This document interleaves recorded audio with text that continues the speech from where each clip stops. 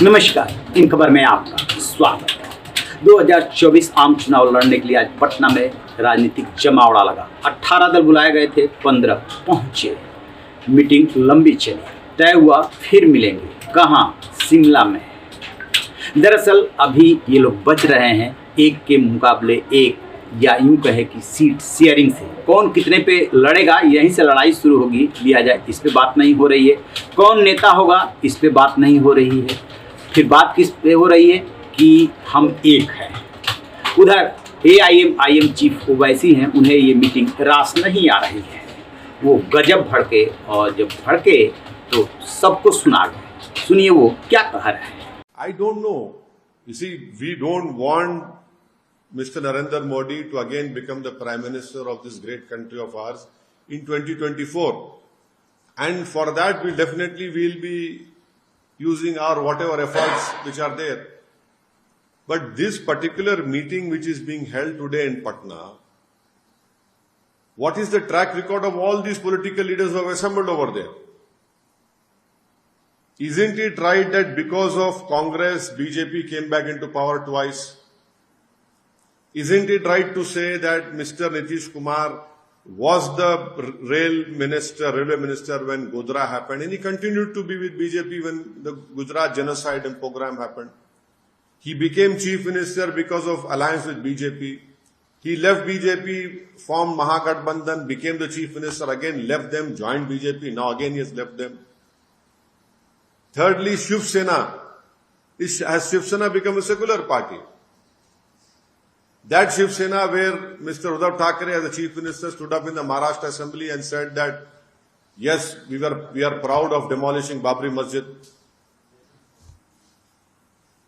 The chief minister of Delhi supported BJP when in the Lok Sabha and Rajya Sabha when Article 370 was removed in an unconstitutional way. What is this? Mr. Nitish Kumar as the chief minister could not visit his own home district when a communal riot happened and 100-year-old madrasa was burned down. He could not go over there. So we don't know. They are doing it. Let us see what happens in the future. I can only say, I am reminded of this Urdu शेर that इब्तिदा इश्क़ आगे देखिए होता है क्या, और दूसरा क्या है कि हुनूस दिल्ली दूरस्त। सर कौन लगता है आइडियल पीएम? देखिए आप जो है ना, नरेंद्र मोदी जो चाहते हैं वो पूछ रहे हैं आप। नरेंद्र मोदी ये चाहते हैं कि चेहरे सामने आ जाए और मैं सबको देख लूंगा। हम ये कह रहे हैं कि चेहरे 540 लोकसभा की सीटों पर नरेंद्र मोदी से मुकाबला होना चाहिए। आप जिस दिन चेहरों को लेकर आएंगे, ये चेहरा है, ये चेहरा है, ये चेहरा है, भाई ये चेहरों को लेकर आएंगे, बीजेपी को फायदा हो जाएगा। चेहरा होना चाहिए। ये वैसी साहब है, इनकी अपनी लाइन होती है, अपनी परिभाषा। इनको नहीं बुलाया गया, स्वाभाविक सी बात है। बात की क्यों नहीं बुलाया गया, खराब तो लगेगा ही। ये कह रहे हैं कि आप पूरे सीटों पे एक के मुकाबले एक की तैयारी कीजिए।